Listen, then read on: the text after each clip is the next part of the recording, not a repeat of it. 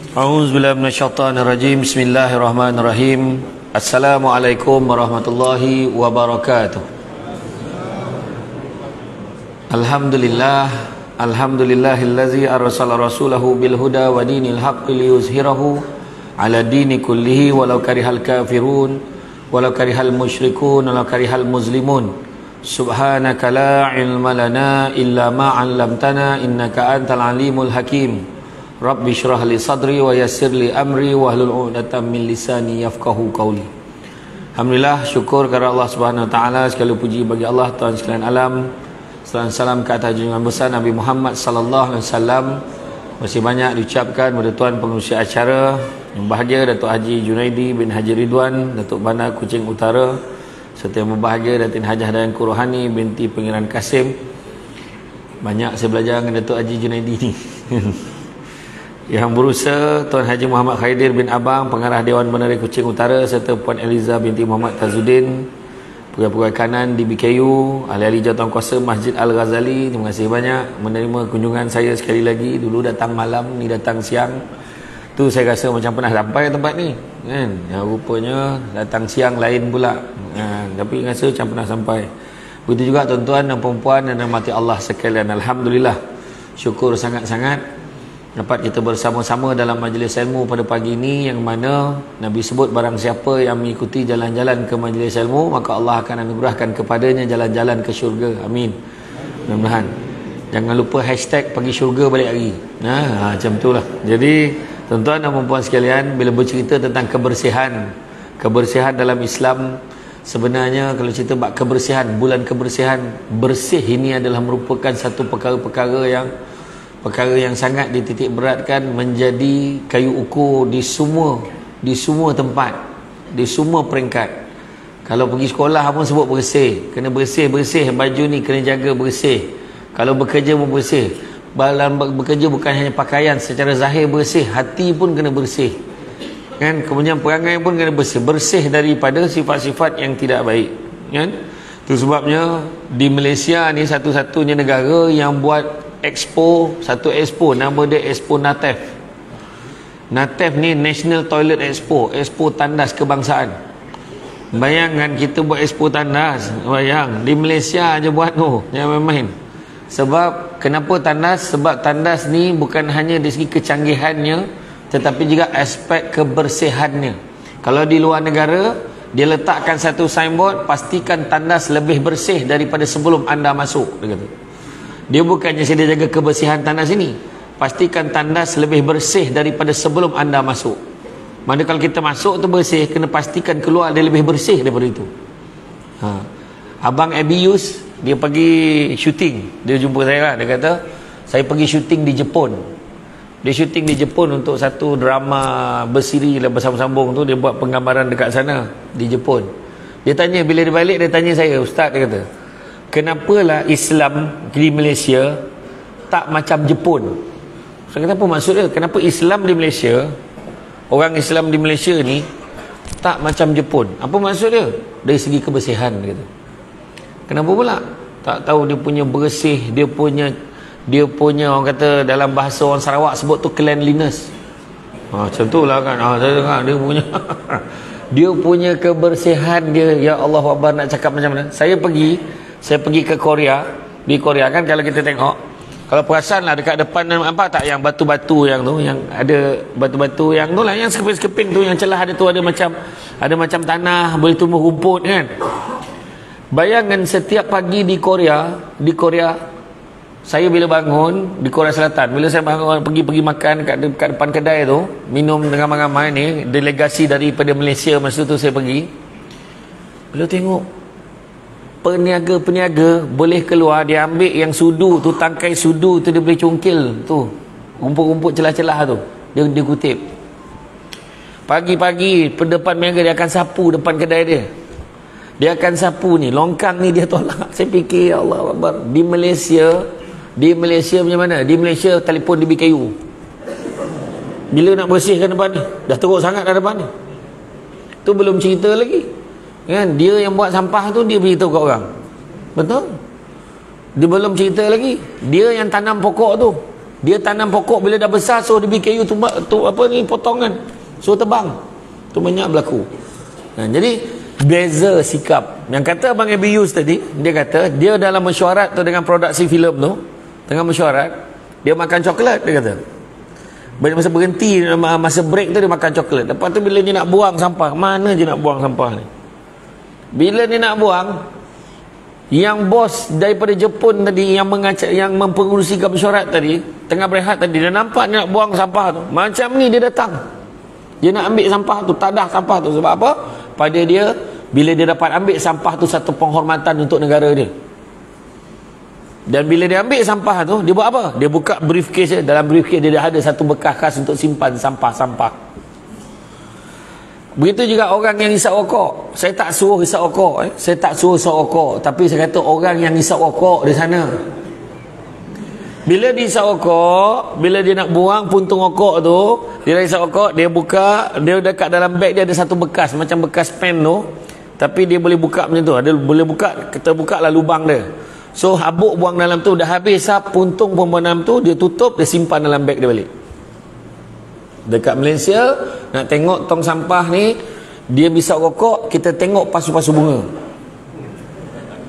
Tu sebab dia hisap rokok tepi bunga tu, zap dekat puntung, memang penuh pasu bunga kadang-kadang. Itu mukadimah lah, ni belum start lagi tau, belum start lagi, ni baru mukadimah aja baru. Jadi kalau kita tengok perkataan an-nazafah, an-nazafah iaitu kebersihan, penyucian. Perkataan lain yang merujuk kepada kebersihan dalam bahasa Arab adalah at-taharah, yang bermaksud bersih, bebas dan suci daripada najis. Najis hissi seperti air kencing, dan maknawi seperti keaiban dan juga maksiat. Maknanya bersih daripada zahir, bersih juga yang daripada yang kita tak nampak ni, kan? Menurut Ashmawi, an-nazafah tidak hanya diartikan bersih secara lahiriah, tapi juga bersih secara maknawiyah. Maksudnya, kalau kita tengok bagaimana dalam satu hadis Nabi sebut, sesungguhnya Allah SWT itu baik, dia menyukai kebaikan, Allah itu bersih, dia menyukai kebersihan, Allah itu mulia, dia menyukai kemuliaan, Allah itu dermawan, ia menyukai kedermawanan. Maka bersihkan olehmu tempat-tempatmu, dan janganlah kamu menyerupai kaum Yahudi. Hadis riwayat Al-Bukhari. Saya tak boleh lupa, waktu saya jadi host untuk program, salah satu program TV Al-Hijrah, kita buat program My House TV Hijrah. Kita repair rumah orang-orang susah.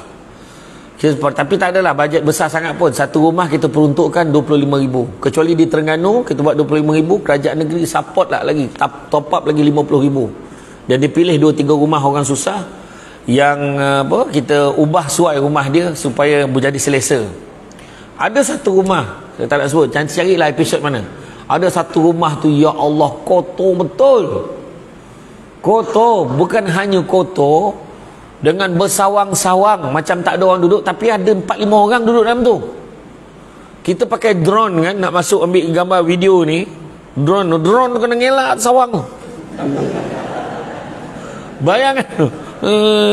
Lepas tu keluar balik, kali pertama tu tersangkut-sangkut, dia bersihkan sawang tu. Dia kena buat, memang kena pakar betul. Dan apa ayat kita cakap? Kita cakap miskin tu, kita miskin bukan salah kita, tapi dalam bab pengotor tu memang salah kita. Salah diri sendiri, bukan salah orang. Kita miskin bukan salah kita. Mungkin kita dah usaha, tapi setakat itu je rezeki kita. Tetapi bab pengotor tu, ya Allah, nak cakap apa?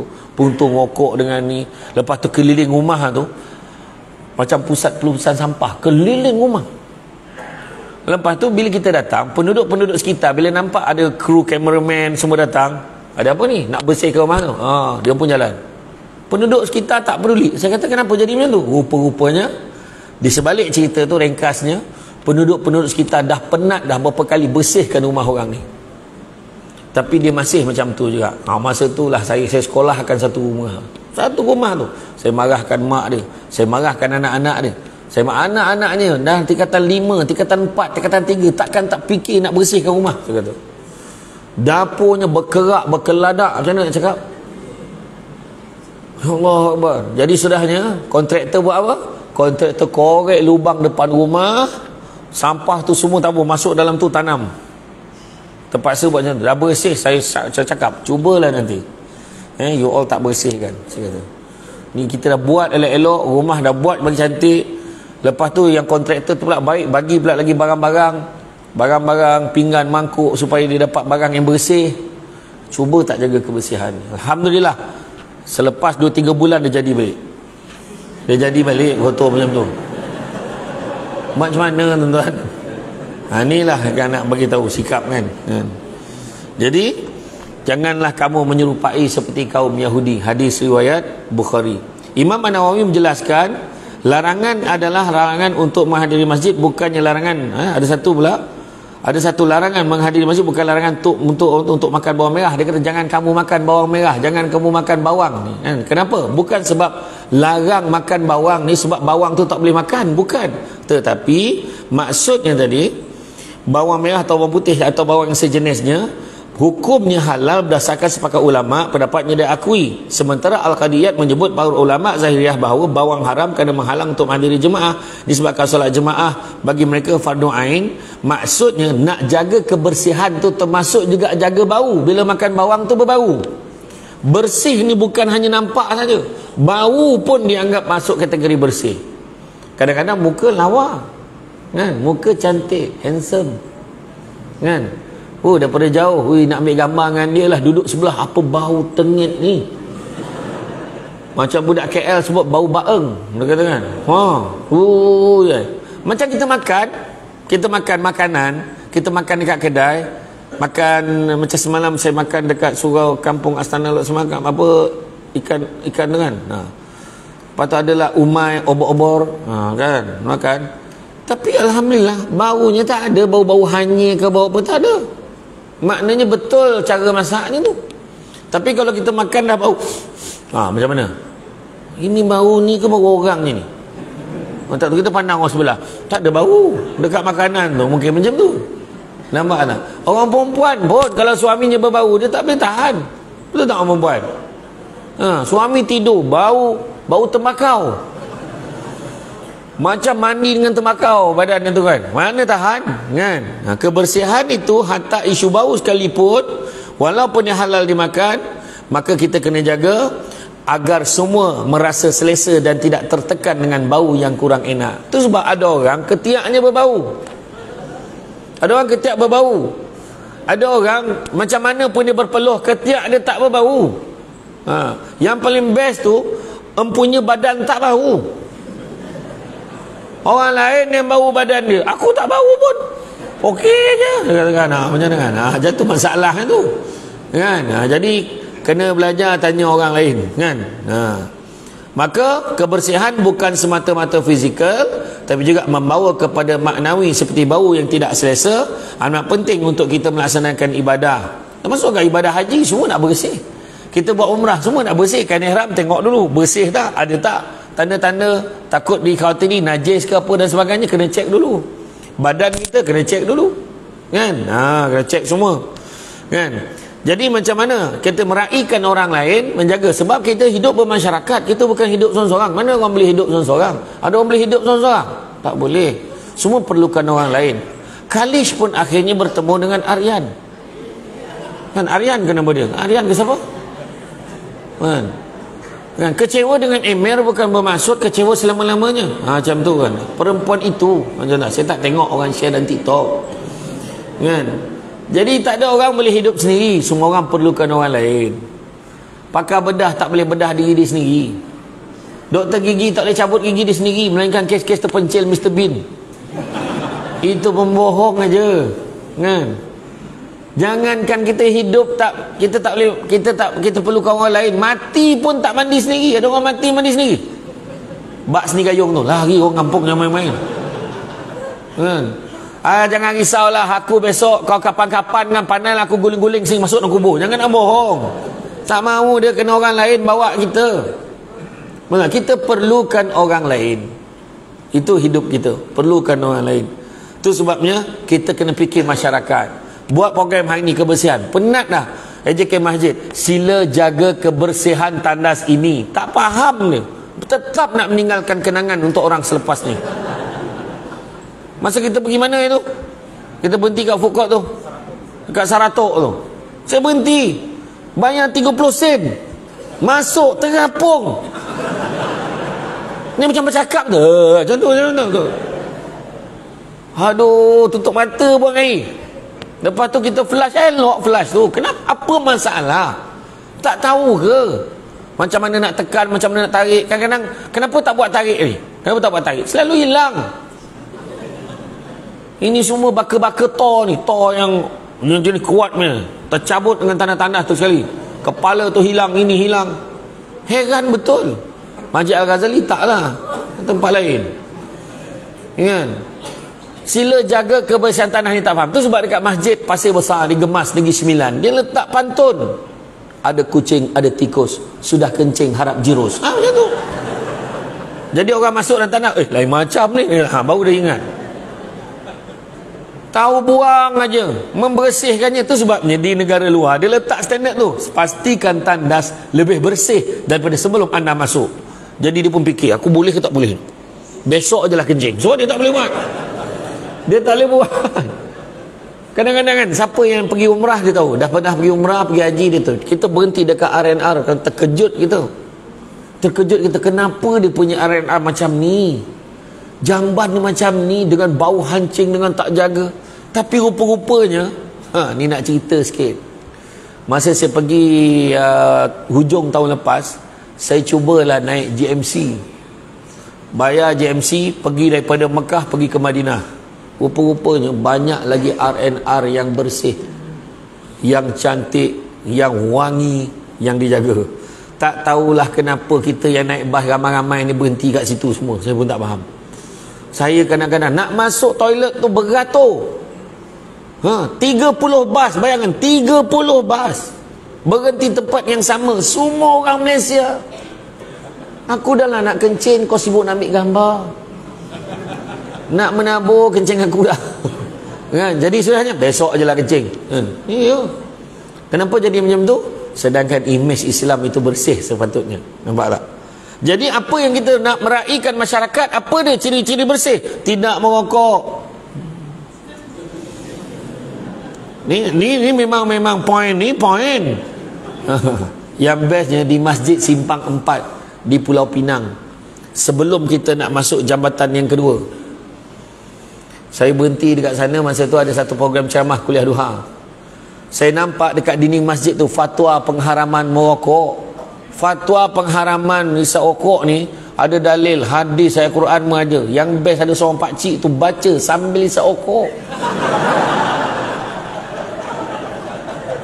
Di mana silapnya? Saya pun tak tahu. Macam ni, relax, ada baca. Macam tak terasa apalah. Bayangkan macam tu lah tebalnya hati dia tu kan. Nak cakap apa? Tidak membuang sampah merata-rata.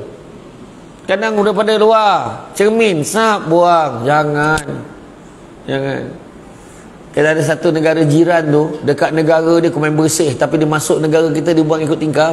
Saya tak nak sebut negara mana. Ada. Tidak menyusun pakaian dengan rapi. Itu juga dalam ciri-ciri kebersihan. Nak fikir orang lain juga. Mudah. Orang perempuan, dia kalau lipat kain dia dah susun, dah elok-elok, pap. Jangan orang perempuan lelaki kisahkan lagi. Kemudian, tidak menjaga bau mulut seperti tidak gosok gigi. Dia kata semua dunia tu banyak chemical. Tak kira lah, yang penting mulut kau bau elok. Kau telan minyak wangi tu pun tak apa. Tapi pastikan mulut jangan bau busuk. Dia bercakap Assalamualaikum. Ya Allah, bau mulut dia.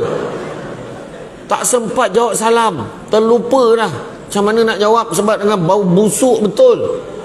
Kata orang Sarawak, bau apa? Bau bangkir. Betul tak sebut tu? Betul? Betul. Bau bangkir dia kata kan.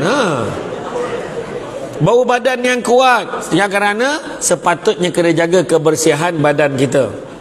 Kebersihan dari segi bahasa berasal perkataan bersih bermaksud tidak kotor. Istilah bersuci taharah digunakan dalam kitab fiqh bermaksud kebersihan an-nazafah.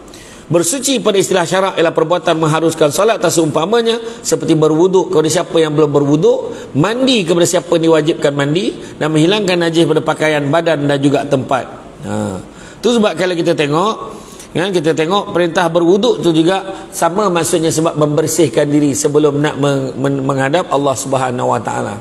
Talian kita menghadap Allah 2, 4, 4, 3, 4. perbuatan membersihkan diri. Mengana Allah Ta'ala dimulakan dengan bersihkan diri dulu. Kan? Itu yang kisah 3 orang tu. Yang 3 orang budak pening tu kan. Budak pening yang ditahan dekat Kuala Lumpur sebab masa tu dia terlibat dengan penyalahgunaan dadah. Pening aja. Bila kena tahan dalam perjalanan, dalam ramai-ramai tu dia pun, polis pun cakap, kita berhenti dulu semayang. Kalau ikut budak-budak ni garang, kita tak semayang ni. Ni mana ni tu? Dia tanya. Bawa kau pergi tahanan dekat Terengganu. Terengganu tu, Terengganu lain clear. Dia kata, budak pening. Dah kita berhenti kat Kuantan. Kenapa kan kalau kita ikut budak ni dengan kita tak semayang? Berhenti dekat Kuantan. Jadi dia pun bawa lah budak-budak yang pening-pening. Pergi ambil wuduk semua. Orang pening dia suruh ambil wuduk. Yang seorang basuh muka, yang seorang basuh telinga je, yang seorang mandi, yang seorang cuci perut aja, macam-macam. Jadi lepas tu bila dah ambil wuduk, semua yang anggota semua ambil wuduk, datanglah imam. Imam kata ada masalah sikit. Apa halnya tu? Nilah kita punya Bilal tak ada, dia balik kampung. Oh macam nilah. Marilah kita masuk dalam dulu. Nanti saya cari mana-mana budak yang ni, saya suruh dia azan. Jadi dekat dalam tu, maka pegawai tadi cakap, ni siapa kalangan korang, siapa yang boleh azan? Saya boleh azan tu. Kau boleh ni? Boleh tu. Kau macam pening? Memang pening tu. Tapi kalau azan tu line clear. Kau biar betul kan ni? Betul. Dia pun pergi. Dia pun pergilah azan. Dia pun pergi azan. Allah Ta'ala, hui. Apa sal pula kau azan Allah Ta'ala? Dah tukar ke tu? Tak ada tukar. Pening kepala. Sudahnya imam jugalah yang azan. Allahu Akbar, Allahu Akbar. Azan sampai habis. Lepas tu nak semayang, imam dekat depan. Yang kena tangkap tadi semua, yang penagih-penagih tadi semua saf depan. Pegawai semua saf belakang. Supaya senang, kalau lagi boleh tangkap. Yang imam tadi, Allah, astagfirullah, Allah, astagfirullah, Allah. Tak khusyuk imam ni sebab sepanjang dia jadi imam, dia tak pernah dengar orang azan Allah Ta'ala ni. Aduh, hai Allah, Allah, Allah tu. Budak yang pening ni, kau faham? Tu bagi saya azan. Bagi saya jadi imam. Engkau azan Allah Ta'ala, kau nak jadi imam. Tu saya azan memang Allah Ta'ala tu. Tapi kalau jadi imam lain clear. Betul ni? Betul. Dia pun pergi depan. Jadi imam kat belakang dengan penagih tu, imam tu. Budak tu. Lurus rapatkan saf. Wih, boleh tahan budak ni. Allahu Akbar. Kan sekali je dia cakap lah tu. Wih, mana boleh bercakap tu? Alah sikit je tu. Adalah seorang budak, yang budak penagih tu. Astaghfirullahalazim. Astaghfirullahalazim. Lepas tu cakap dengan budak tu. Masa tu sembahyang maghrib. Budak tu, kamu macam mana? Kamu boleh jadi imam? InsyaAllah. Dia pun pergi ke depan. Dia siap pusing tu. Sila lurus dan rapatkan saf, kerana kita bimbang jarak dan ruang antara kita nanti ada syaitan dan iblis datang mengganggu. Oh, budak ni kotokohan dia. Allahu Akbar. Bismillahirrahmanirrahim. Alhamdulillahi Rabbil Alamin. Ar-Rahmanirrahim. Maliki yaumiddin. Iyyaka na'budu wa iyyaka nasta'in. Sedap bacaan budak. Sampai surah tu. Bismillahirrahmanirrahim. Alif lam mim. Zalikal kitabul la raiba fihi hudan lil muttaqin. Surah Al-Baqarah baru bermula sampai habis. Bayangkan dia baca 1.5 jam dia baca. Semua maghrib. Tapi tak terasa sebab bacaan dia tu mendayu-dayu, menangis-nangis imam kat belakang ni. Sedap betul bacaan tu. Sampai Assalamualaikum warahmatullahi, Assalamualaikum warahmatullahi. Zikir taubat pula. Ilah mengaung-ngaung imam kat belakang tu. Gitu. Doa menangis, ya Allah ampunilah dosa kami ya Allah, kami banyak dosa ya Allah, dengan polis tu menangis belakang. Walhamdulillahirabbil alamin. Imam ambil serban lap air mata, dia cakap, nak, sedap betul bacaan anak ni tadi, ya Allah Akbar. Anak belajar kat mana tu? Itu baru sikit tu. Wah, dia kata macam tu. Kenapa pula? Kalau nak sedap lagi tu, tunggu saya ambil wuduk lagi. Lah, aku tak ambil wuduk tadi. Sembayang 2 jam lebih nak. Tak ambil wuduk. Kurang ajar betul. Ambil wuduk, menyucikan diri tuan-tuan. Wahai orang-orang beriman, apabila kamu nak mengerjakan salat padahal kamu berhadas kecil, maka berwuduklah. Itu basuhlah muka kamu, kedua belah tangan kamu meliputi siku, dan sapulah sebahagian dari kepala kamu, dan basuhlah kedua belah kaki kamu meliputi buku lali. Surah Al-Maidah ayat ke-6. Maka ayat ini menyuruh untuk berwuduk ketika mendirikan salat, tetapi secara wajibnya kepada yang berhadas, sunat untuk orang yang suci dari hadas, kerana Nabi SAW berwuduk untuk setiap salat.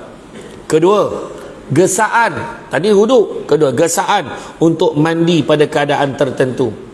Jika kamu junub berhadas besar, maka bersucilah. Surah Al-Maidah. Menurut Imam As-Suyuti, bersuci di sini bermaksud mandi, ya? Mandi, bersihkan badan. Tanggungjawab setiap Muslim kepada Allah ialah mandi sekurang-kurangnya sekali dalam seminggu dengan membasuh kepala dan badannya. Di sana di Arab tak apa sekali seminggu, sebab mereka, cuaca mereka panas dan berangin. Kita ni lain, panas lembab. Kalau kita tak mandi, baunya semerbak, tak perlu tunggu seminggu. Sehari je bau badan dah lain macam dah, kan? Kita sendiri pun tak selesa. Imam An-Nawawi menyebut, para salaf dan khalaf juga, para fuqaha meletakkan perbuatan mandi dalam hadis merupakan sunnah mustahabah sahaja, serta tidak membawa kepada hukum wajib. Ketiga, perintah supaya memotong kuku, membersihkan gigi dan pakaian. Rasulullah SAW bersabda, 5 perkara daripada fitrah ialah berkhitan. Berkhitan sunat. Itu juga perbuatan menyucikan diri. Kalau tidak, kita buang air, kalau bahagian senapang tu tak bersih betul-betul muncungnya. Saya pakai istilah senapang lah, senang, kan? Berkhitan, mencukur bulu ari-ari, mencabut bulu ketiak. Berapa hari? Sebaik-baiknya sunat 40 hari sekali, kan? Kadang-kadang kita 40 tahun sekali. Dia menternak binatang kat celah ketiak dia tu. Itu yang kadang-kadang kutu babi semua ada, daripada ketiak naik ke kepala. Kena jaga, kan? Bulu ari-ari, mencabut bulu ketiak, memotong kuku dan menggunting misai. Trim misai tu, kan? Baru-baru ni ramailah, sebab yang masuk korban ambil sunatnya tu daripada 1 Zulhijjah. Dia tak potong kuku, dia tak bercukur sampailah binatang sembelihannya disembelih, kan? Hadis riwayat Bukhari dan Muslim. Imam Ibn Hajar Al-Asqalani menyatakan bilangan disebutkan itu tidak terbatas sebanyak itu sahaja, kerana datang dalam hadis dan bilangan yang lain. Sabda Rasulullah SAW lagi, sekiranya tidak membebankan umatku, aku akan memerintahkan mereka supaya bersugi setiap kali bersolat. Tengok, bersugi, mencuci ni setiap kali bersolat, kan? Menurut riwayat lain daripada Imam Ahmad, pada akhir hadis tersebut, ketika setiap kali berwuduk, Imam Badr Ad-Din Al-Aini menyebut bersiwak ini kerana memperolehi redha Allah, kerana beramal dengan sunnah Nabi. Selain daripada bersiwak ini juga dianggap sebagai mukadimah dalam ibadah, kerana dilakukan sebelum berwuduk. Firman Allah SWT, dan pakaianmu, maka hendaklah engkau bersihkan. Surah Al-Muddathir ayat yang keempat. Menurut Imam Al-Badawi, bersih pakaian ialah bersih daripada najis-najis, kerana sesungguhnya membersihkan itu adalah kewajipan sebelum beribadah. Sabda Rasulullah SAW kepada para sahabatnya, kamu akan berjumpa dengan sahabat-sahabat kamu. Tengok, dia kata, kamu akan jumpa dengan sahabat-sahabat kamu, kamu akan jumpa orang lain, maka perkemaskanlah peralatan dan pakaianmu hingga kamu dikenali di kalangan orang ramai. Maknanya kau tahu kau tu orang, kan? Ini dengan tak bersih dia tu sehat ke tak sehat tu. Kalau orang itu dia memang tak betul, dia 9, tahu 9, tak cukup 1 nak jadi 10. Dia ada shot, ya, dia berjalan tepi-tepi dengan dia tak mandi, dia tidur tepi longkang, dia makan benda-benda dekat tong sampah, menyebabkan bau dia memang bau yang tidak bersih, kan? Jadi nak mengenalkan kita tu kenal. Oh tu kawan kita. Nampak tu pakaiannya kemas. Kan nampak mukanya riak, mukanya bersih, kan? Jadi mana kata supaya kamu dikenali di kalangan orang ramai, sesungguhnya Allah tidak suka kepada perkataan dan perbuatan yang keji dan keterlaluan. Hadis riwayat Abu Daud. Imam Abadi mensyarahkan ibarat qadimun alal ikhwanikum, bermaksud ketika masuk ke negara dari sebuah permusafiran untuk tujuan menziarahi kenalan. Maksudnya tadi berjumpa dengan orang, tak kira pergi ke mana-mana, kita keluar daripada rumah, kita jumpa orang jauh dekat, bila kita jumpa kita kena jaga kebersihan dan perkemaskan diri kita. Firman Allah SWT, Allah mengasihi orang-orang yang banyak bertaubat dan mengasihi orang-orang yang sentiasa mensucikan diri. Ya, surah Al-Baqarah ayat 222. Makna kata membersihkan diri ini bukan hanya dari segi zahir, tapi juga secara maknawi, secara batin. Bersihkan diri daripada sifat-sifat yang tidak baik. Kadang-kadang masuk dalam masjid ada sifat-sifat yang tidak baik. Kadang-kadang ada, dia nak tunjuk-tunjuk dengan orang dia paling baik sekali, atau dia datang tunjuk dengan orang dia paling banyak mengaji, contoh tu. Tapi kita tak tahu, janganlah pula kita tu atau mengaji tu nak tunjuk lah tu, kita tak tahu hati orang. Tapi kadang-kadang ini peringatan untuk diri masing-masing, kan? Tu sebabnya kita kena buang perasaan tamak, buang perasaan sombong. Sombong tu pula pecah pada 3: ujub, riak, takbur, dan juga dengki. Dengki bahasa Melayu, bahasa Arabnya hasad. Punya teruk di Malaysia ni dua-dua pakai, hasad, dengki. Jadi bila ada ketiga-tiganya itu, lengkaplah penyakit hati yang sangat teruk sekali. Jadi nak buang tiga-tiga penyakit ni, tamak, sombong, dengki, nak buang ni dengan satu vaksin. Vaksinnya itu, vaksinnya adalah SYU. Vaksin SYUKUR, syukur. Kalau syukur kita takkan tamak. Kalau syukur kita takkan sombong. Kalau syukur kita tidak akan dengki, insya-Allah. Dengki samalah artinya seolah-olah kita mempersoalkan apa yang Allah dah tentukan untuk orang lain. Kita marah dia jadi wakil rakyat, kita pertikaikan keputusan Allah, dia jadi wakil rakyat. Kita tak puas hati dia jadi ketua kaum, maka kita sebenarnya mempertikaikan keputusan Allah mengizinkan dia jadi ketua kaum. Kita tak puas hati dia jadi pengarah, kan? Pahal pula dia jadi pengarahku, kan? Makna kita mempertikaikan apa yang Allah dah tentukan rezeki untuk dia. Paling senang, cuba kalau kita Allah rezekikan dapat sesuatu, kemudian orang pertikaikan, apa yang kita rasa, tentu-tentu kita kecil hati. Itu sebab perasaan itu adalah perasaan yang tidak baik. Bersihkanlah, sebab dia boleh mengotorkan jiwa kita. Jiwa, hati dan sanubari boleh jadi kotor. Tengok drama-drama, ambil pengajaran. Jangan dihukum lelaki semuanya sama dalam cerita perempuan itu. Jangan, kan? Orang perempuan bersihkan hati. Ini hanya drama, rekaan semata-mata, tak ada kena-mengena dengan hidup dan mati. Kan? Iya. Adakah semua lelaki macam tu? Tak. Kita tengok dalam watak-watak perempuan tu, jahat betul mak mentua dia, kerasnya takdir cerita tu. Jahat betul mak mentua dia masa tu kita tengok, kan? Adakah semua mak mentua macam tu? Tak. Kita tengok bapaknya jahat betul buatkan anaknya. Adakah semua bapak macam tu? Tak. Tapi ambil pengajaran daripadanya. Ambil pengajaran daripadanya, kan? Allah mengasihi orang yang bertaubat dan mengasihi orang-orang yang mensucikan diri. Imam Al-Qurtubi menakalkan daripada Atta bahawa orang-orang yang mensucikan diri ialah yang bertaubat daripada dosa dan syirik, manakala orang yang membersihkan diri dengan air daripada hadas dan junub. Islam menganggap bersuci itu sebagai sebahagian daripada iman. Ini diterangkan dalam sebuah hadis Rasulullah SAW bersabda, bersuci itu adalah antara ciri-ciri keimanan. An-nazafatu minal iman. Kebersihan itu sebahagian daripada iman. So sebabnya janganlah kita menggambarkan kita Islam tapi kita tak bersih macam mana. Tu sebabnya kalau kita pergi rumah orang pun, nak tahu bersih tak bersih, tempat mana kita nak nilaikan? Dekat mana kita nak nilaikan? Tandas. Betul? Ramai orang cakap tandas. Sebab apa? Bila masuk tandas, ya Allah, dengan bekarat ni, dengan ubat gigi dia tumpah sana tumpah sini, dengan berus giginya dia betul-betul tepi gigi jamban tu, la ilaha illallah, kan? Lepas dengan tutup toiletnya dekat bawah ni, ya Allah, kadang-kadang dengan dindingnya, dengan melekat-lekat tahapu warna hitam, merah, kuning semua ada. Ini apa benda yang melekat kat ni? Pak, orang pertikaikan. Tapi ada satu masjid tu, dia buat bilik air dia sampai bilik air tercantik di Malaysia. Dalam bilik air ada wifi, ada TV, Ada radio. Dahsyat betul. Macam mana tu? Ada satu rumah orang kaya saya pergi, pusing dengan sinki tu, menyala-nyala lampu sinki tu. Ada lampu dekat kepala tu. Lupa kita buka air. Dekat shower tu pusing tu ada hot and cool tu. Kita boleh pusing nak panas mana, nak sejuk mana. Satu tu volume air tu nak laju mana. Yang hujung tu ada AM FM. Ada radio, boring betul dia mandi. Sambil dengar radio mandi, bayangkan. Macam-macam tandas ni sekarang ni. Nampak tak? Siap ada TV, buang air tu. Saya ingat ada 2 jam buang air macam tu tengok TV. Sampai habis cerita tu kering lah. Ya Allah. Kan?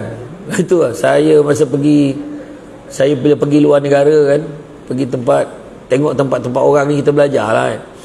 Pergi ke mana tu? Pergi Balkan. Saya pergi Balkan, saya pergi macam-macam tempat lah. Andorra, saya pergi ke tengok jambatan Mostar yang kena masa bom berperang dulu. Saya pergi Bosnia Herzegovina. Saya pergi Croatia kan. Satu persamaan dia orang pun, toiletnya tak ada kepala paip. Jadi kalau keluar tu bawa botol air tu, orang Malaysia tu kan, dia tak ada kepala paip. Lepas tu yang ketua rombongan kata kita kena biasakan pakai tisu. Keras keluar, mengangkang-angkang keluar, dia punya gatal jangan cakap lah. Sampai maghrib tak selesai tu. Tu kena tunggu mandi baru selesai. Lepas tu dia tu boleh cerita lagi, ada bilik air hotel tu 2 jamban. Makna boleh sambil berbincang tu buang air. Berdua. Tapi yang bagus bila pergi Balkan, kejap-kejap je pasport kita penuh. Sebab kita tak duduk hotel yang sama. Setiap hari pergi negara lain. Sekarang Republik bekas negara Yugoslavia tu dah pecah-pecah kan. Dia pecah jadi ni. Jadi setiap hari pergi negara lain. Jadi payahlah kemah barang. Keluarkan baju nak pakai je. Sebab besok tu dah check out dah. Jadi memang siapa yang belum pergi Balkan lagi, boleh pergi Balkan. Pergilah. Bagus tengok tempat-tempat ni, bekas-bekas tempat perang ni semua. Cantik betul. InsyaAllah kalau pergi dengan saya bulan, tengoklah ujung tahun nanti kita check. Ini bukan promote tau, lebih kurang macam tu. Jadi falsafah kesucian dalam Islam, Al-Fiqh Al-Manhaji berkata, Islam telah mensyariatkan bersuci kerana hikmah yang banyak. Sebahagian daripadanya adalah, pertama, bersuci adalah tuntutan fitrah. Semua orang suka kepada yang suci dan bersih. So bila buat bulan kebersihan ni, sebenarnya tak payah buat pun bulan kebersihan. Sepatutnya kita tahu kena jaga kebersihan. Kita kena faham kena jaga kebersihan. Bersih ni bersih segala-galanya. Hati, jiwa, cara percakapan. Ada orang, baru-baru ni ada orang tanya saya, minta saya tolong tegur. Dalam satu ceramah, ustaz boleh tak tolong tegur? Ada setengah suami ni, dia suka maki hamun isterinya dengan kata-kata kesat. Saya kata, kenapa macam tu? Kata, sebenarnya Nabi dah pesan kot. Nabi dah pesan, aku akhir, berlemah lembutlah terhadap isteri kamu, kerana sesungguhnya isteri kamu adalah teman dan pembantu yang setia. Nabi je buat lah. Nabi kata, apabila telah disempurnakan hak-hak kamu, maka kamu sempurnakanlah hak mereka dengan memberi makanan, pakaian dan tempat tinggal. Saya ulang balik, makanan, pakaian dan tempat tinggal dalam suasana kasih sayang. Itu Nabi pesan. Maknanya bagi dengan suasana kasih sayang, bagi dengan kasih sayang, bagi dengan kelembutan, bukan dengan kata-kata kesat. Kata-kata kesat tu adalah arti kata lain, cakap-cakap yang kotor, cakap-cakap yang tak bersih. Kadang-kadang dekat masjid ni nampak elok aja, tawaduk aja nampak. Tapi dekat dalam media sosial, dialah orang mengutuk orang tak cukup tanah dah. Dia kalau mengutuk menteri tu, kalau mengutuk ahli-ahli politik, ya Allah Akbar. Contohlah macam saya lah dengan Datuk Bandar kita ni, katalah kan, saya tak puas hati dengan Datuk, tapi banyak saya belajar dengan Datuk tadi, duduk sekejap, banyak ilmu dia bagi saya tadi kan. Datin Hajah Dayan Qurani kena tanya balik lah apa yang dia ajar saya. Banyaklah rahsia tadi kan. Tak adalah. Contohlah kalau saya lah kutuk Datuk kan, saya kata Datuk ni macam ni lah, Datuk macam ni lah, Datuk ni tak boleh pakai. Contohlah saya cakap. Tapi Alhamdulillah sekejap lagi saya minum dengan dia, saya cakap, Tok, sorry Tok, saya cakap-cakap Datuk selama ni. Yelah tak apa, saya maafkan, saya pun minta maaf, saya kutuk-kutuk ustaz ke apa. Kita ada peluang jumpa minta maaf. Yang kita tengok dalam media sosial, tak siapa-siapa orang kita kutuk. Kita masih bila peluang nak jumpa orang tu? Jadi mencegah lebih baik daripada mengubati. So kalau rasa-rasa tak sempat nak jumpa orang nak minta maaf, lagi baik jangan buka akaun. Jangan buka akaun. Saya bagi sikit ni. Akhirat besok, kita akan dibangkitkan akhirat besok dan keadaan yang sangat hina. Kemudian apabila Allah Ta'ala ringkas cerita ni, saya tak nak cerita pada masa tu tajuk lain, maknanya kena panggil lagi lah ni, ya? Katalah dijemput apa Allah Ta'ala sebut, dengan ini diumumkan, Allah Ta'ala maklumkan bagi tu semua, mahkamah mahsyar dibuka.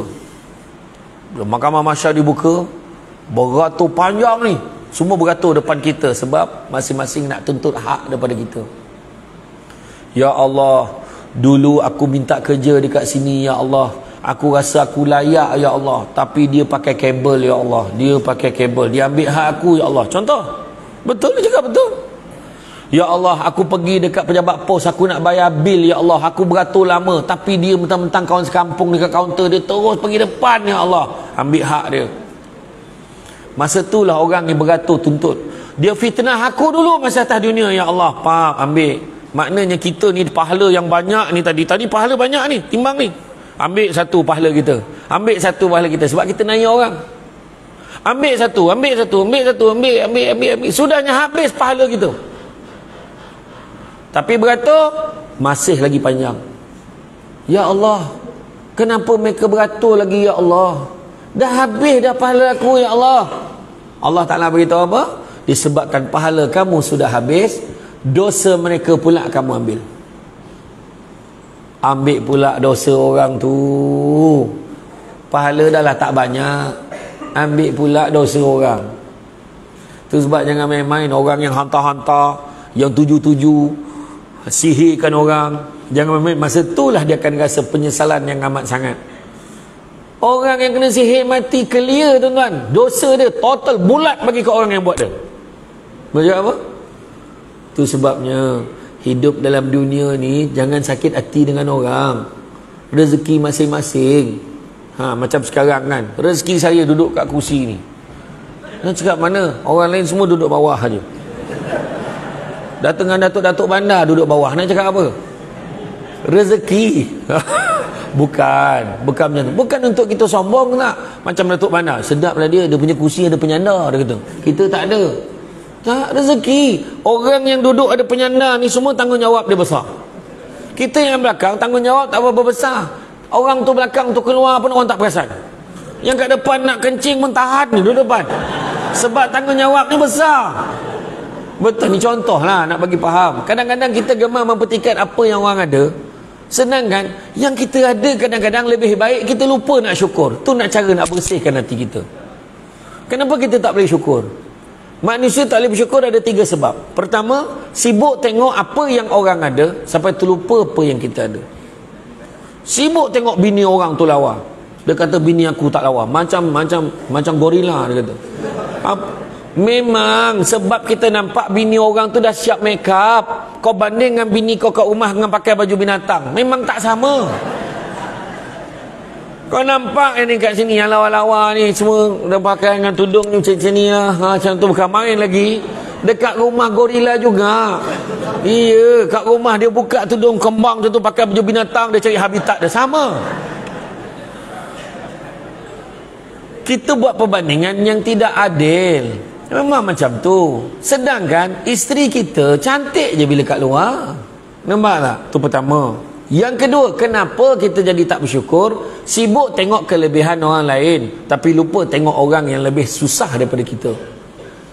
Ada orang lagi susah daripada kita. Nampak tak?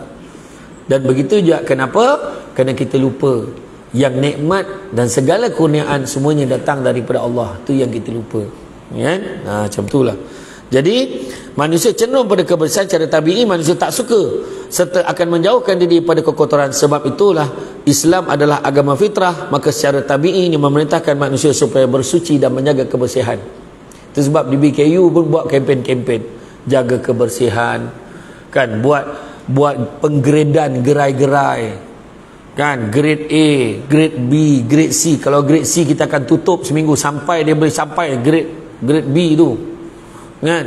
Kita nak macam tu. Kalau kotor sangat sampai inspektor kesihatan tengok tak boleh berniaga macam ni, tak higienik kedai ni, kotor betul. Contoh Jadi makna kata itu memang tanggungjawab kita. Sebab apa? Kita nak secara tabi'i manusia suka kepada kebersihan. Nampak? Kadang-kadang makan sedap tapi kedai kotor, melintas-lintas concorot dengan tikus tu. Melintas, bukan kucing, tikus. Biasalah janji sedap. Tak boleh macam itu. Tak boleh. Kan? Jadi makna kata secara fitrahnya kita suka pada kebersihan. Itu sebab kadang-kadang peniaga-peniaga ni tak faham. Dia kata PBT kejam. PBT ni kejam. Inilah dia, nak ganggu rakyat berniaga, dia kata. Bukan nak ganggu, kami nak disiplinkan kamu. Kalau nak berniaga boleh berniaga, tapi ada tempatnya.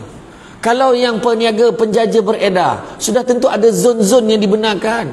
Bukannya main berletak kat tempat yang mengganggu lalu lintas. Buka gerai, tentu ada buffer zone-nya, berapa kaki daripada jalan utama, supaya kalau ada orang berhenti beli makanan daripada kamu, tidak mengganggu lalu lintas yang boleh mengakibatkan kemalangan. Ni peniaga-peniaga ni yang dekat ni kaki lima. Oh, sekarang memang trend, semua letak habis dengan parking lot meletak meja. Kadang-kadang tak ada tempat-tempat tidak sesuai untuk buat demikian. Di Johor ada peniaga-peniaga pasar malam, ya? Dia buat pasar malam kat jalan, malam tutup. Peniaga kat kedai tu berhak dia nak meniaga sampai malam, tak boleh meniaga. Dia saman PBT, menang 80,000. Kerugian kedai runcit ni sebab pasar malam buka depan. Bukan senang-senang buat pasar malam. So kena fikir. Kan? Oh ni, kereta laju depan rumah, dia kata. Kami suruh minta DBKU buat bonggol. Berapa banyak PBT kena saman? Kena saman dekat mahkamah. Sebab buat bonggol mengakibatkan kemalangan. Sebab bawah atap pengangkutan jalan tak boleh letak apa-apa halangan, kon ataupun kain rentangan dekat tengah jalan. Tak boleh. Come on man, I'm a legal advisor, you know. Sebab kita nampak senang je. Tak apa, buat bonggol. Melambung orang. Dah lah hari pertama itu aku naik van, melambung aku. Ya Allahu Akbar. Ya, kadang-kadang tu kena hati-hati. Jadi bukan salah bonggol, bukan salah buat laju. Sikap kita dalam kawasan taman perumahan. Dulu kita ambil lesen kereta. Masa ambil kelas teori dulu, yang nak kena lulus tu kalau nak dapat 44 ke 42. Masa saya tu 40, lepas tu sekarang 44 ke atas kan. Nak lulus dapat L tu 44 ke atas. Salah satu tu kalau masuk ke kawasan taman perumahan, apa yang perlu kita lakukan? Bawa perlahan, kerana bimbang kalau ada kanak-kanak melintas, kanak-kanak bermain, ada penduduk-penduduk yang sedang berjalan kaki. Betul, itu kemungkinan dia.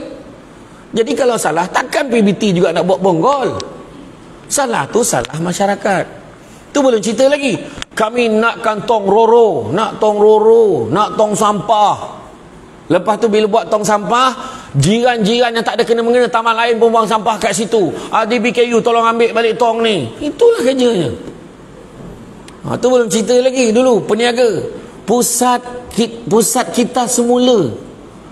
kita semula yang ada tong, kaca, gelas dan plastik tu. Dia boleh keluarkan tong tu, diubah suai buat gerai dia berniaga. La ilaha illallah. Tak sakit kepala aku jadi pengarahan undang dulu. Apa yang saya buat tu Datuk dulu? Kita bagi notis masa tu. Kita bagi 3 hari, mula-mula 14 hari, lepas tu 7 hari, 3 hari, lepas tu serta-merta untuk diclearkan dia barang-barang berniaga sebab kita nak letak balik tong tu. Lepas tu tengok dia buat tak tahu je, dia mencabar kita. Kita panggil pihak polis, kita panggil pihak bawa kuasa semua, kita kumpul, kita nak serbu hari ni, kita nak rampas barang-barang dia. Tak sempat pergi, dia boleh panggil pula YB kawasan rasmikan gerai dia. Aduh, sakit kepala. Itulah kadang-kadang perangai ahli majlis dengan ahli politik yang kadang-kadang tak sensitif dengan kehendak peraturan dan undang-undang. Bukan kita halang orang berniaga. Dia berniaga dekat situ. Dia dengan tak bayar bil, dia tak bayar sewa, secara percuma, duduk cara haram. Tarik pula karen daripada elektrik daripada kedai yang berdekatan. Ambil hak orang lain. Takkan kita nak pejamkan mata. Maka DBKU pun ambillah inisiatif. Kita bina gerai-gerai mesra rakyat 20 kali 20, siap dengan bumbung, dengan tempat letak meja kursi. Alhamdulillah. Apa berlaku? Sewa pula dekat orang. Pening kepala. Ini yang berlaku kadang-kadang pada peniaga-peniaga kita. Bukan berlaku di sini, di seluruh Malaysia banyak berlaku sebenarnya. Itu sebabnya kalau kita dapat tahu, kita akan terbatalkan sewaan dia kita bagi pada orang yang sewa dengan dia tu dengan kos yang lebih murah. Dia bayar dekat majlis, bayar dekat PBT, bayar dekat Dewan Bandaraya, bayar 120, 130 aja satu bulan. Tapi dia sewa dengan orang 800 ke 1000 ringgit sebulan. Tu yang bazar Ramadan, mengundi bergaduh-gaduh nak mengundi tapak, tapi sewakan ke orang. Ini berlaku di Zimbabwe, tak berlaku di Malaysia. Inilah tuan-tuan dan puan-puan sekalian. Ya, jadi makna kata bersihkan diri kita pada sikap-sikap yang tidak baik. Kedua, memelihara kemuliaan dan kehebatan individu Muslim. Pelihara diri kita. Sebagai pekerja juga kita kena jaga diri kita. Jangan terbabit dengan unsur-unsur rasuah. Jangan terbabit dengan unsur-unsur salah guna kuasa. Jangan terbabit dengan unsur-unsur nepotisme dan sebagainya. Itu sebab waktu saya bekerja dulu, kepantangan saya kalau ada staf saya menguruskan lesen orang lain. Saya cukup tak suka.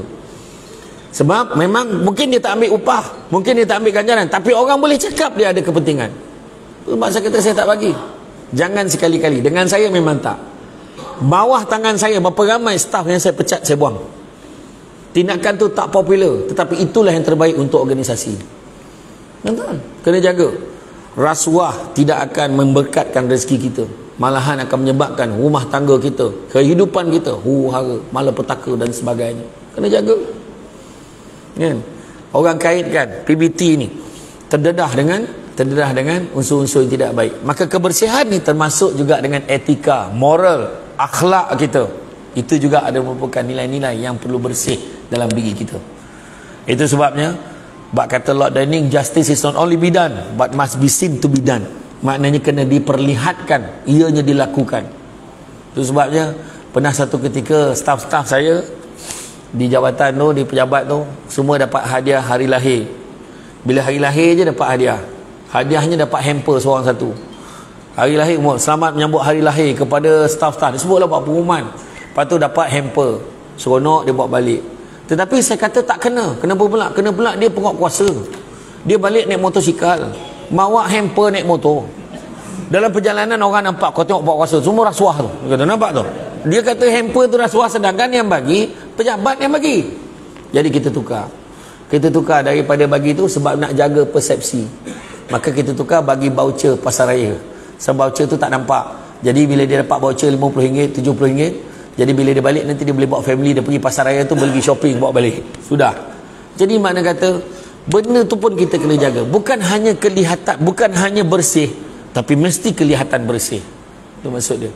Kalau kita bekerja kan, kena jaga betul-betul. Kadang-kadang orang masuk jumpa, macam saya jadi pengarah lah, orang masuk jumpa saya. Kalau masuk jumpa saya, wah pening kepala ni.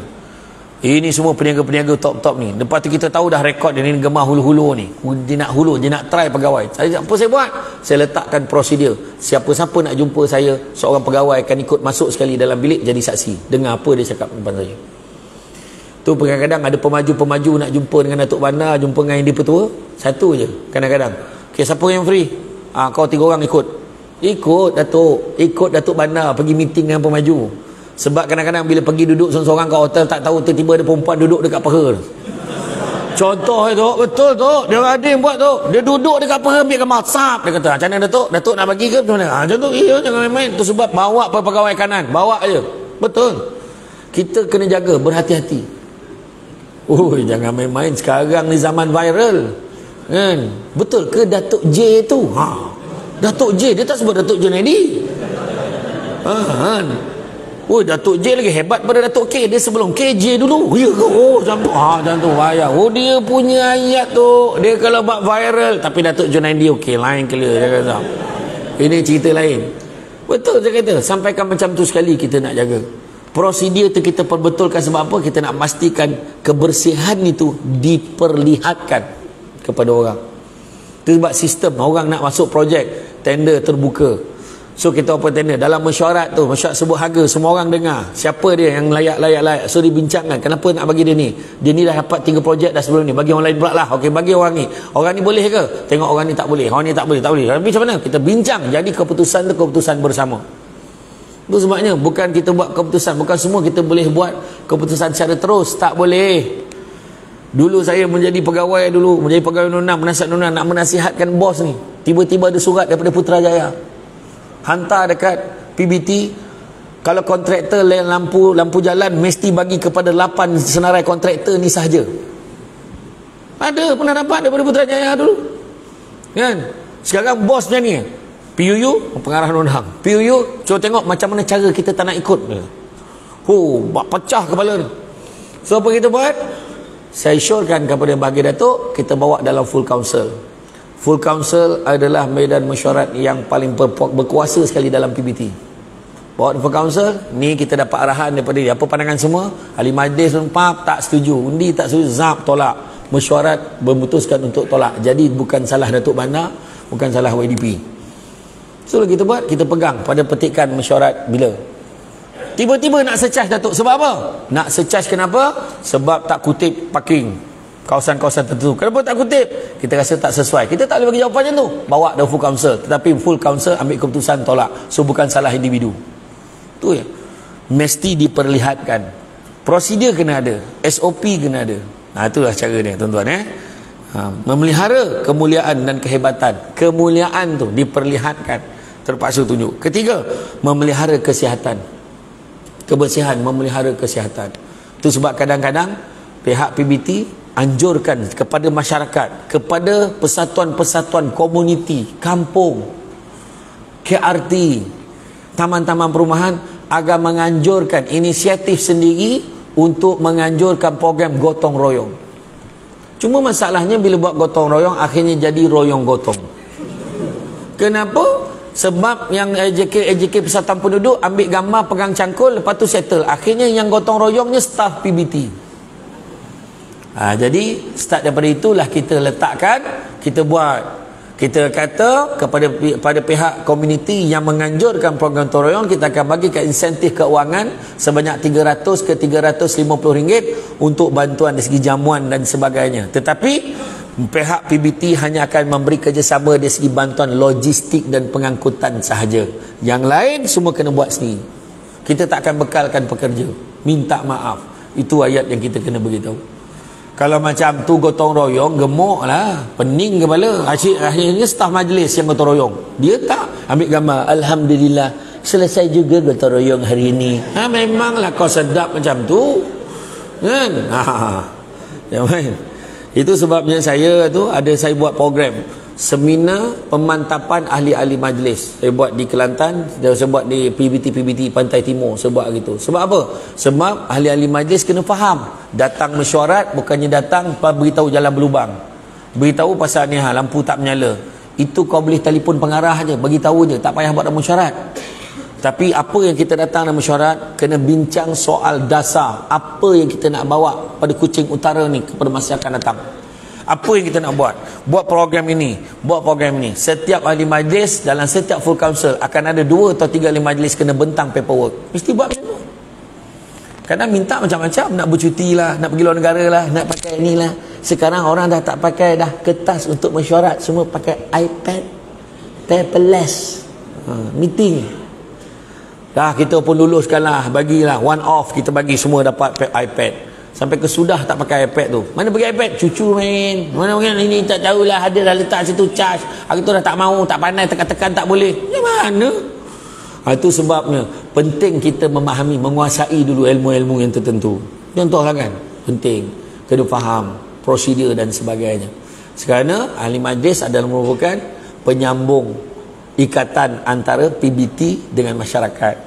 Bukannya jadi champion, tak tentu arah. Kita nak pergi runtuhkan gerai itu sebab kita nak pindahkan dia ke tempat dia selesa. Itulah yang berlaku di satu tempat di PBT di Malaysia ni. Buat pasar sementara, sementara nak buat pasar yang besar yang selesa. Dah siap pasar selesa, semua tak nak pindah pada pasar sementara. Dah seronok berniaga ke pasar sementara tu. Bayangkan, lepas tu datang, janganlah menekan peniaga, biarlah mereka berniaga di sana. Lepas tu dah berniaga di sana, kemudahan, pertolonglah bagi bantuan. Kita suruh pindah tempat dia dah cukup lengkap dengan kemudahan. Dia kata tak ada siapa nak pergi sana. Kalau semua peniaga pergi sana, orang pergilah sana. Tapi itulah dia kadang-kadang. Dalam keadaan di Malaysia ni kadang-kadang tak kisahlah. Kadang kita sebagai penyawak awam jadi pening kepala sebab nak memenuhi kehendak politik kadang-kadang. Itu sebabnya saya cakap tak apa. YDP Datuk Bandar tak boleh cakap, saya cakap tak apa. Tak sebetul tu kadang-kadang nak memenuhi kehendak tertentu. Kita pun nak luah tak boleh, telan pun tak boleh. Sudahnya kumam je.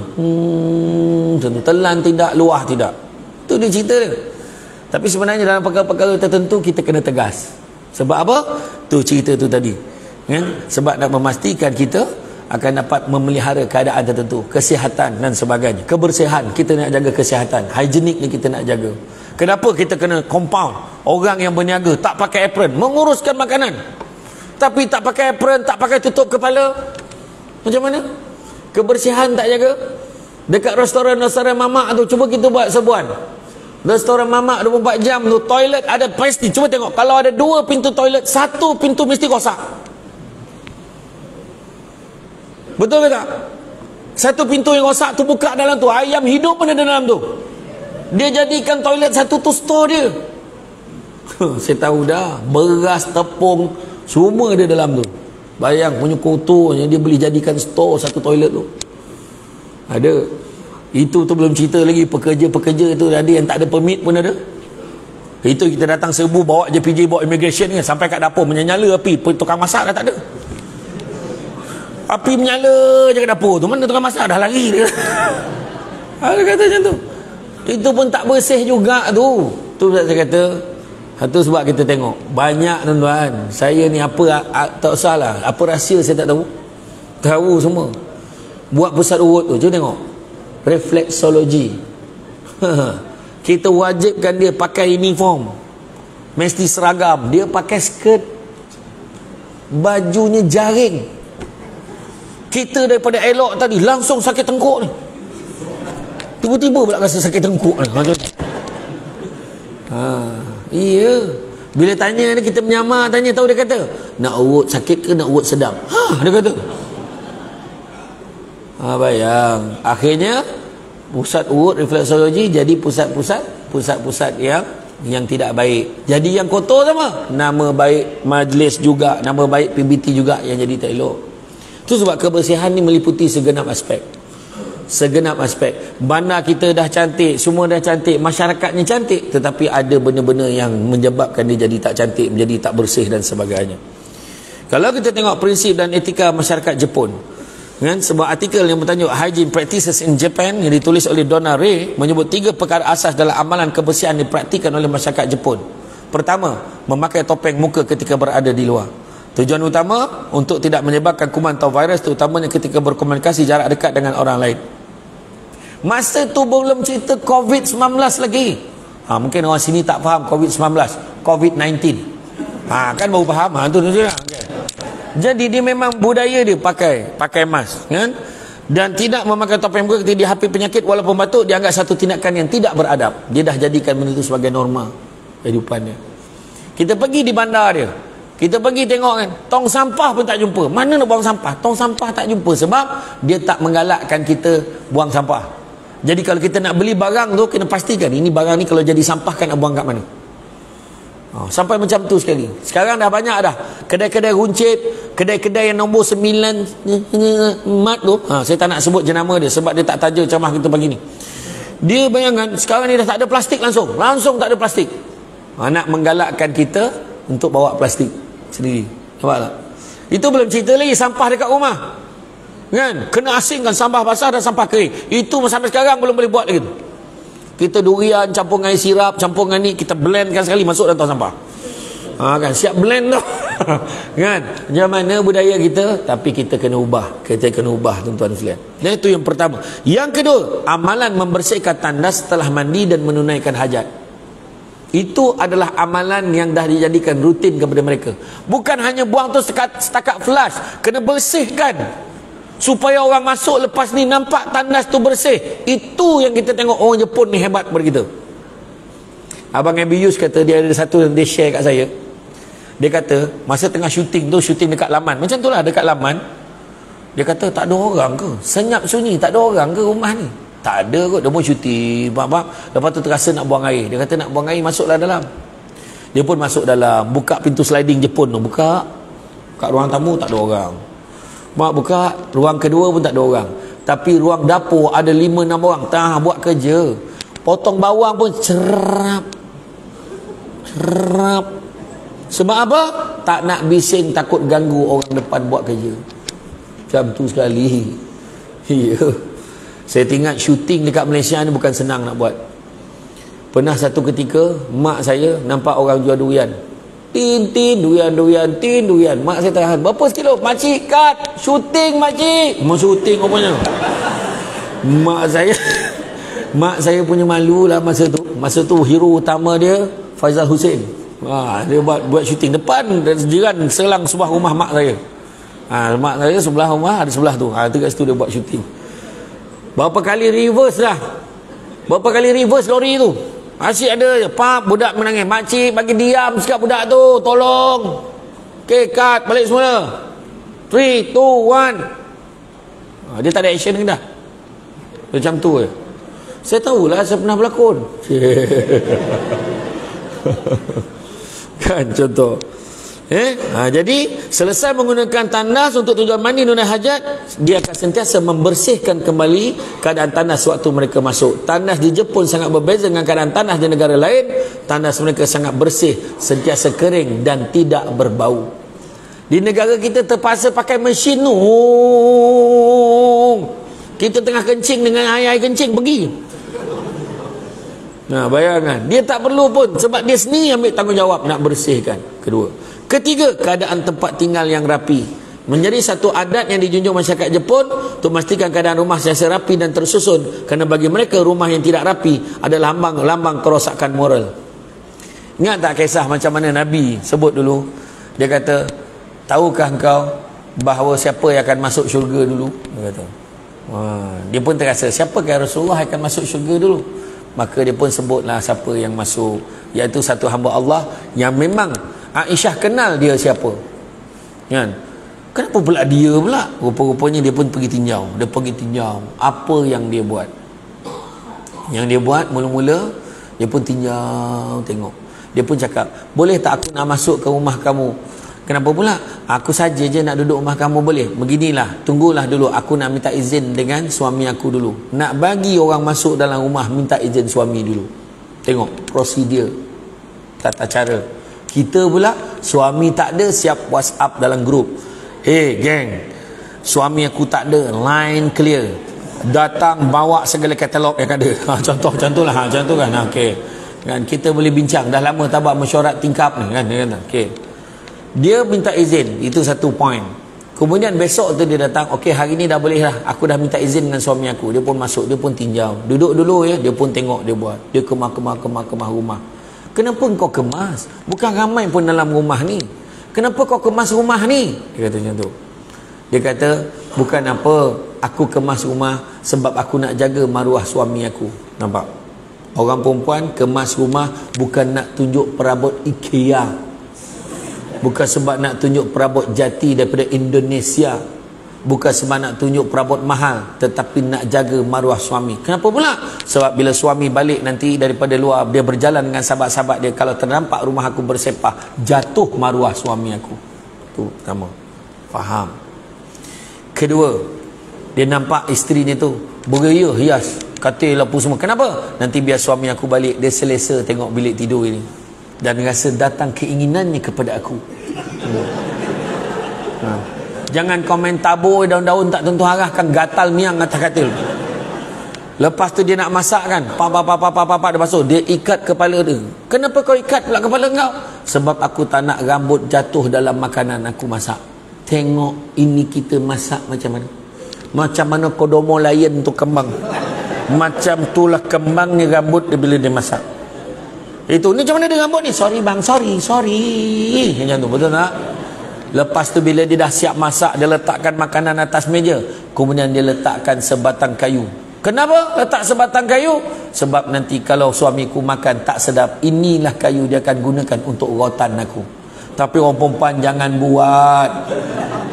Itu bagi contoh sahaja, gambaran. Maknanya suami boleh tegur masakan kita.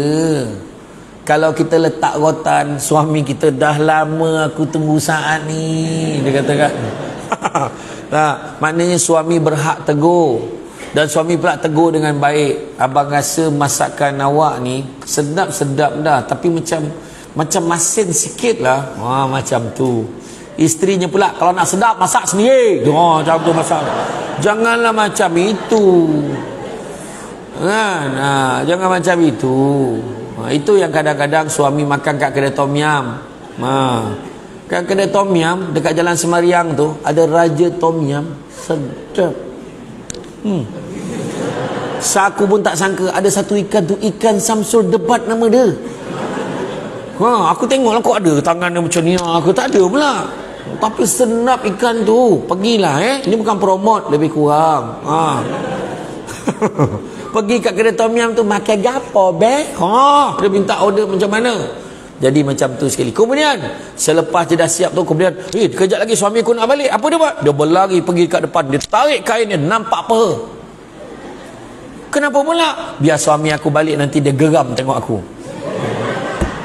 Tapi yang dah tua ni jangan buat. Dah tak ada apa peha tu. Tak, maksudnya jangan buat sebab pukul 5 kalau kita angkat peha, jiran tengok dulu.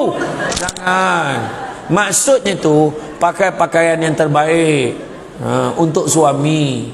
Kadang dia cakap, dah tua-tua Ustaz. Jangan cakap tua buat cara tua. Kan? Kadang-kadang kita buat macam ni je. Suami tak nampak sangat, dia nampak kembang je apa benda tu. Makan bersuap, dah tua-tua makan bersuap. Zab, yang bukalah mulut, abang, itu telinga tu. Dia dah tak nampak. Telinga suapnya. Tu telinga tu bang, mulutnya sini. Abang tak perasan, dia kata. Macam tu lah. Iya, bersihkan hati kita, bersihkan diri kita. Tempat tinggal yang rapi, tempat tinggal yang selesa.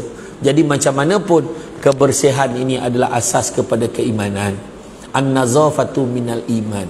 Maka tuan-tuan dan puan-puan sekalian, maka kesimpulan yang kita boleh ambil, kebersihan ini bukan hanya melihat dari segi zahir saja, tapi juga batin. Tapi kadang-kadang ada orang perempuan cakap, aku ni mulut aja jahat, hati baik tak ada mana. Kalau hati baik, mulut pun kena baik. Kadang-kadang ada orang dia boleh pakai pakaian cantik-cantik, tapi rumah je bersepah, maknanya belum sempurna lagi kebersihannya itu. So kebersihannya mestilah dari segenap sudut dan segenap segi. Makanan yang kita makan, kita boleh makan makanan yang halal, tapi alangkah baiknya kalau kita mencari halalan thayyibah, makanan yang bersih lagi baik. Nampak tak? Dia bukan hanya bersih, bukan hanya elok, tetapi lengkap dengan tata cara, memang mengikut syarat dari segi penyembelihannya, maka sudah tentunya dia akan jadi makanan yang terbaik untuk kita. Antara makanan ini halal, kuih selorot kan? Kuih selorot ni bersih dah ni, bersih, dua-dua bersih, tapi satu keadaan bertutup, yang satu lagi terdedah, lalat pun ada dekat situ. Sudah tentu kita akan pilih yang bertutup. Macam tu juga wanita kan, yang bertudung kan? Dengan seorang lagi pun bertudung juga, tapi yang seorang tu bajunya ketat betul kan? Yang mana akan kita pilih? Sudah tentulah kita pilih yang ketat betul, sebab lawan agaknya kan, ni pandailah saya bersihkan dia Ustaz, dia kata kan. Tak, sudah tentu kita ambil yang elok pakaiannya, bukannya yang seksi-meksi ni. Kita akan ambil yang terbaik. Jadi tuan-tuan dan puan-puan sekalian, saya faham signal yang diberikan tu sangat jelas. Cara pandang tenung dah tak berubah. Dia kalau duduk macam ni tu step-step awal nak tidur, saya faham. Jadi insya-Allah tuan-tuan, bila seorang tu, bila saya pandang ni, masa tu lah dia lunjur kaki dia, maknanya saya faham lah tu, dia dah tak tahan. Dia nak saya nampak yang dia tu tak tahan. Jadi saya faham tuan-tuan. Jadi insya-Allah apapun kebersihan ini jangan kita pandang secara orang kata secara simple kita pandang bersih sampah aja. Tak. Sebenarnya semua kebersihan tu adalah teliti. Kebersihan tu dari segi amanahnya, dari segi kita tidak ada perasaan-perasaan yang tidak baik, dengki-mendengki, jatuh-menjatuhkan. Tak. Kita kena sama-sama bangunkan bandar kita ni. Kalau kita nak jalan laju, jalan seorang-seorang. Tapi kalau nak berjalan jauh, berjalanlah bersama-sama. Itu sebab kita buat program ini, nak bagi kesedaran masyarakat, tetapi penting dia nak menjaga kebersihan dari segenap aspek kehidupan kita.